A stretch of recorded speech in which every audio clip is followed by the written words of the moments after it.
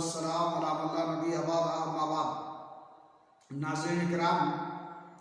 कुरान करीम का बाहम दौर करना और इसे एक दूसरे को सुनाना और इसके लिए जमा होना, इकट्ठा होना मुस्तहब और बाइस फजीलत है।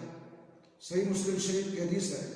रसूल अकरम सल्लल्लाहु अलैहि वसल्लम ने फरमाया, मज्तमा कौमुन फी बैतिन मिन बुयूतिल्लाह यतलूना किताबल्लाहि व यतदारसूनहु फीमा बैनहुम इल्ला नज़लत अलैहिमुस सकीना व गशियतहुमुर रहमा व हफ़्फ़तहुमुल मलाइका व ज़करहुमुल्लाहु फी मन इंदहु। कि जो लोग कि अल्लाह के घरों में से किसी घर में इकट्ठा होकर के, जमा होकर के कुरान की तिलावत करते हैं और इसका बाहम तकरार करते हैं, तो अल्लाह रब्बुल आलमीन की तरफ से उन पर सुकून व इत्मीनान नाजिल होता है और अल्लाह की रहमत उनको ढांप लेती है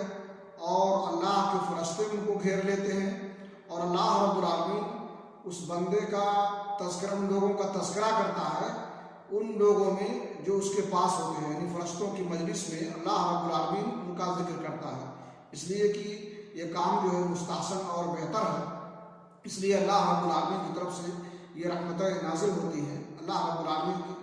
से दुआ है कि अल्लाह ताला हमें तौफीक बख्शे कि हम कुरान करीम का बाहम दौर करें और इसे एक दूसरे को सुनाएं और इसकी तिलावत करें और हमारे इस अमल को अल्लाह रब्बुल आलमीन हमारी मग़फ़िरत का ज़रिया बनाए। वाक़िअतन अल्हम्दुलिल्लाहि रब्बिल आलमीन।